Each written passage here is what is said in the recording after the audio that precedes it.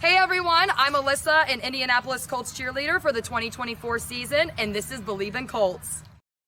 Welcome back to another edition of Believe in Colts. I'm your host, Lawrence Owen, and today we're looking at a home game for the Indianapolis Colts, welcoming in the Las Vegas Raiders. And we're going to get into that game hardcore because this has got to be a get-right game, right? This has to be a get-right game for the Colts. After coming off a very heartbreaking loss to the Rams, a game where I feel and many feel the Colts legitimately should have won if it wasn't just for really bad mental mistakes, right? 11 penalties, damn near 100 yards, fumble at the goal line, things of that nature that just killed 2 touchdowns and killed a chance at another touchdown, because let's not forget the Tyler Warren situation, right? With the whole pass interference, that killed a touchdown drive as well. So the Colts legitimately had a real shot at beating the Rams, and they shot themselves in the foot. So walking into the Raiders, who fought their butts off this past week, Ashton Gentry, sorry about that. Ashton Genty, the rookie running back, actually had his breakout performance of the year for the Raiders. And we're going to get into the actual Raiders team. As you know, Geno Smith is now the quarterback, coming back from Seattle over to the Raiders to get the starting job because Seattle wanted Sam Darnold, and, who blames them? Nobody. Right now, Geno's not having the best season of his life. I'll tell you that much right now with the Raiders. But let's be fair. He's got one really, really good target. And then after that, who knows, right? Obviously, they have the best tight end in football from last year in Brock Bowers, whereas the Colts have, obviously, the best tight end this year in Tyler Warren. Outside of that, who's Geno throwing to? Dante Thornton, Trey Tucker, Jacoby Myers? I mean, come on, right? Look, I think his best target is probably Jacoby Myers over there. He's kind of an all-around guy out of New England. New England didn't want to pay him. He's a good route runner. He's got some pretty decent hands. I like him as a receiver. However, this is not a good offense. This is not a good defense for the Raiders. All right. Yes, they have Max Crosby over there on defense. Whew. And what a dude is Max Crosby. Everybody knows who he is, but he's a standalone figure over on that team, in my opinion. They got a couple guys over there that are all right, okay, that could help the team. But Max Crosby is their only star. And he's a monster star at that, though. I'll give you that. He's a top 5 defensive end in the league. He just had a batted pass for an interception last week. So that says anything about Max Crosby. That's impressive. But look, this is a game where I feel like the Colts, and they got a bad taste in them. They lost by a field goal. All right, they had a chance to win the game. I think they got their field goal blocked. I think something like that, if I remember correctly. Chance to win last week, and they ended up not winning. I feel like this is a chance where the Colts could surely the focus this week in practice for the Colts was don't make the stupid mental errors, right? And then, of course, we got to talk about a little bit about the fact that, Xavier Howard retired, right? So now you got Mekhi Blackmon as a starter, and that's very worrisome for me. Out of 11 targets so far this year, he's given up 9. And I'm not even counting the 88-yarder where he fell on, right, to Tutu Atwell last week, because by the stat line, they put that on Cam Bynum because he was the closest guy when the ball was thrown,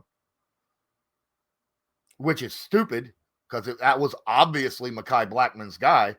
But Mekhi Blackmon is not doing as well as what a lot of people want to say that he is. Now, granted, I will say last week against the Rams, that's just an elite passing attack, right? Matt Stafford was dotting the field, putting it pinpoint precision, making it very tough for any cornerback to defend, okay? Including Cam Ward. You know, when Cam was on Puka, he even got burnt a couple times, right? So it's not going to be the same with this Raiders offense, okay? The Raiders right now have the same. The Raiders offense is not good. Let's just discuss that right now. This is not the best. This is not the best offense that the Colts have faced at all this year. And I feel like we could definitely do better than what we did last week against this defense.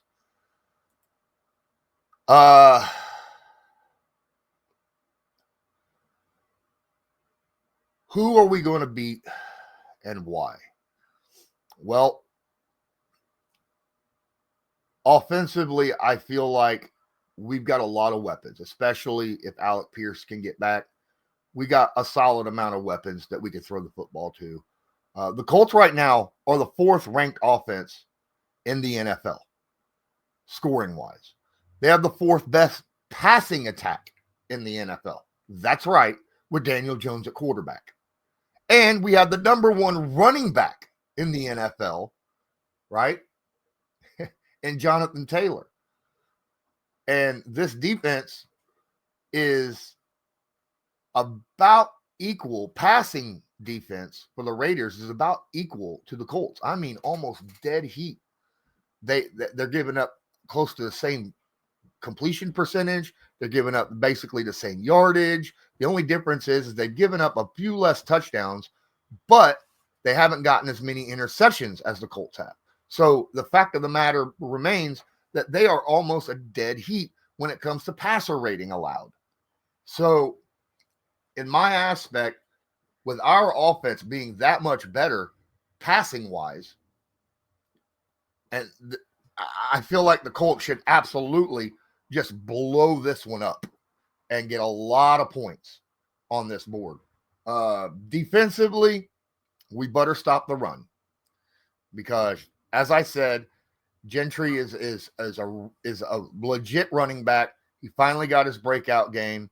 We got to not miss tackles, and we've done a lot better about that this year. The Indianapolis Colts have, but you can't let it happen because it's not just Gentry. Okay, we cannot forget the fact that they got Raheem Mostert as well, who can take it to the house at any given moment. So we got to make our tackles.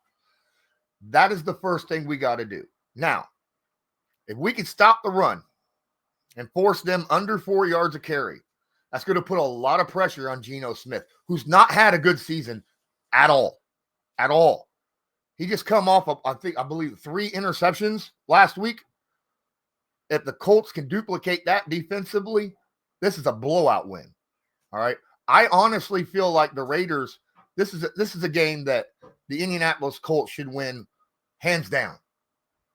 But we can't overlook the Raiders, right?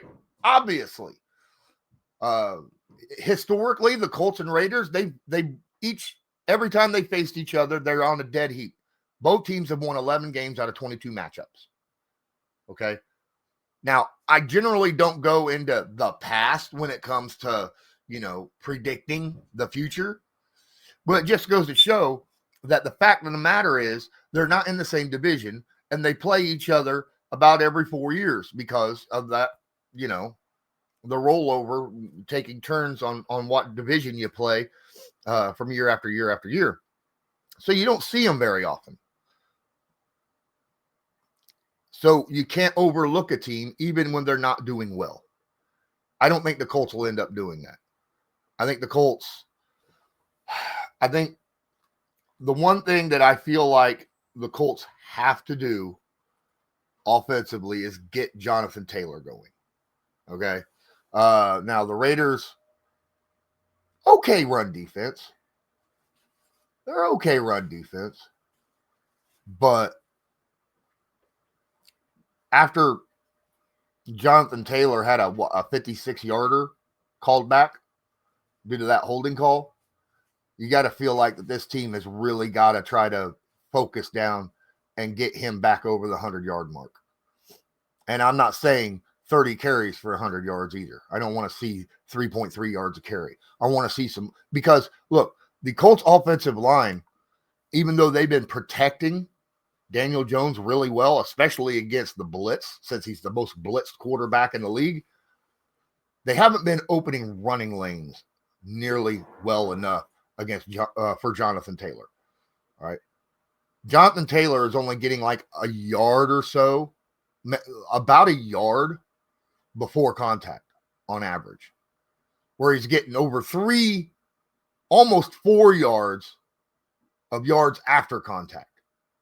That tells me he's not getting the holes he needs to get.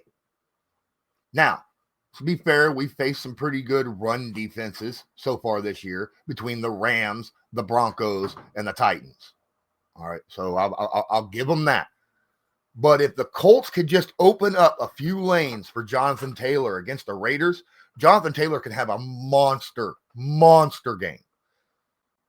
And the Colts as a whole could have a monster game rushing the football.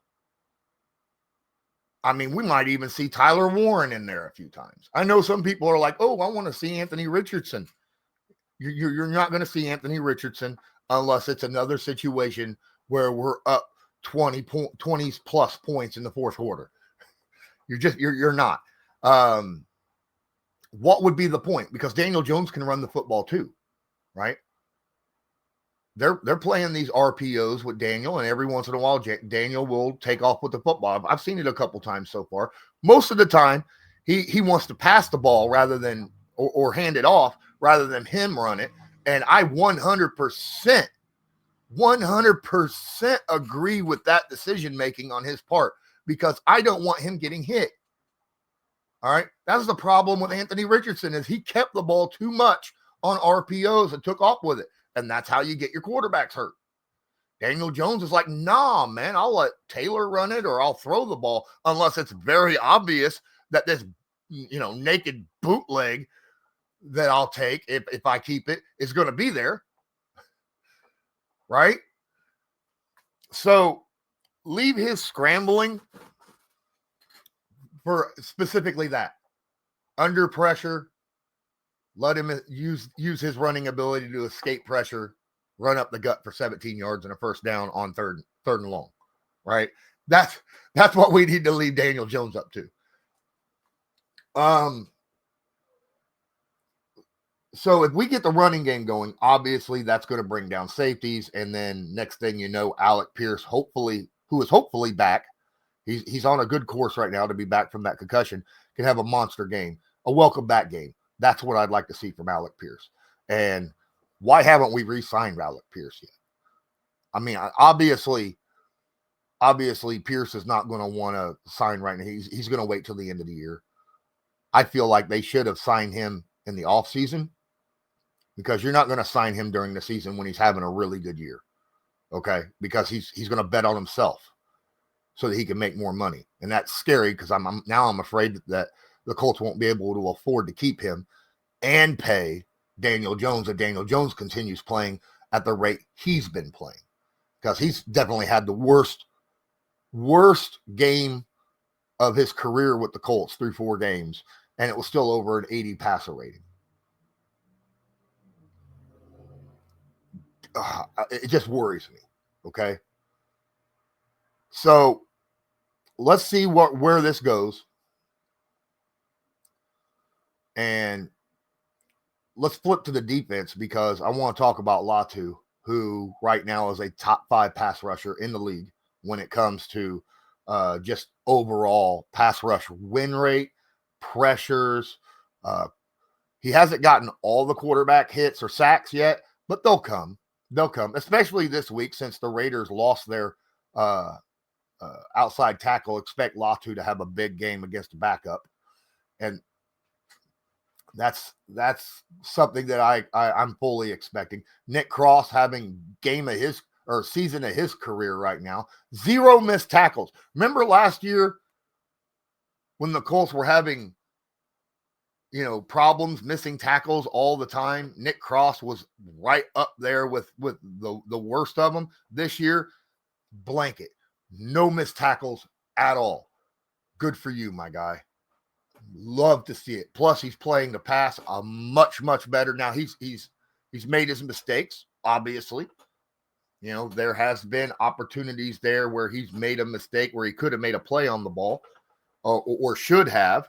But I think Bynum is a big help in that area. Keeping his mind set that he can watch him and see how to pass. Defend a pass. Much better than Blackman that he was looking at in previous years. Cam Bynum's just a much better safety than Blackman was. A lot of people want to give straight up. A lot of Colts fans still wanting to shit on Zaire Franklin.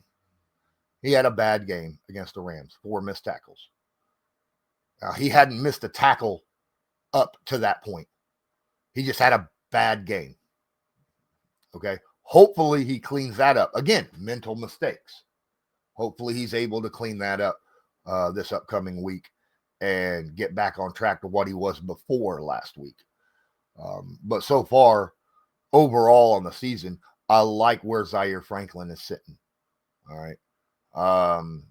Obviously, the defensive front, in my opinion, is just going to have. They got to have a day, not just stopping the run, but getting pressure, on Geno. Now Geno again is a mobile quarterback, and we've had problems against mobile quarterbacks. We got to Stafford 3 times last week. Got sacks 3 times and a ton of pressures because he's not what I would consider a mobile quarterback. He escaped the pocket one time and took him 3.5 months to get 12 yards. Okay. When no one was even around him, and there was nobody. And I just sat there and I was like, really? Dang, he's slower than Peyton Manning was. Yeah. And we couldn't get to him because there was nobody around him. That's not going to happen with Geno Smith. Geno's got some quickness to him. He can run the football. So we got to set the edges and get in there and get to him. Get some sacks, get some pressures, because when he throws the ball, he's one of the worst right now in the league throwing the football under pressure. So maybe we can walk out of this with some sacks or some turnovers. Right? Colts doing pretty good in the turnover market right now. Still doing very well in turnover margin on the season. I think the defense could step up. I'm just a little bit worried about the injuries that we have in the secondary and the depth that we have currently. Obviously, the Colts secondary, we got to get pressure because they need help bad right now with the injuries and depth problems that we have. The good thing is they don't have a Devontae Adams or a Puka Nacua, right? Like I said, I've already talked about who their receivers are. And as long as somebody can stay step for step with Jacoby Myers and Dante Thornton and Trey Tucker, I think we'll be all right. The guy we have to worry about mostly is obviously Brock Bowers, because we don't have a tight end that can cover him. We got to put a safety. That's just flat fact. One of our safeties needs to be on Brock Bowers. Probably Nick Cross is who I would put on him. Because, quite frankly, I'd rather have Cam Bynum as that safety net. All right, because he has been playing that role absolutely wonderfully all year long. So I think that's my thought process. That's my breakdown. and the keys to the Colts possibly getting a victory this week. I am going to make my predictions. Guys, before I drop my predictions real quick, I want to ask you, please, if you're watching this on YouTube, please smash that like button, hit subscribe if you're not subscribed, tag that notification bell so that you are notified next time I go live or upload a video. And if you're listening to this to an audio podcast, please rate and review. It would help get my podcast out to a lot more people. So, my thoughts. Now, I've thought about this and thought about this and thought about this. I think the Indianapolis Colts win and win big. My score prediction for this game is the Indianapolis Colts 34, Raiders 17. That's right. I got the Colts winning by 3 scores and doubling up the Raiders' total points on the day. Let me know your thoughts. Let me know what your predictions and score predictions is in the comments. I think that's going to do it. Thank you for watching. Thank you for listening. And until next time, as usual, go Colts. Do you believe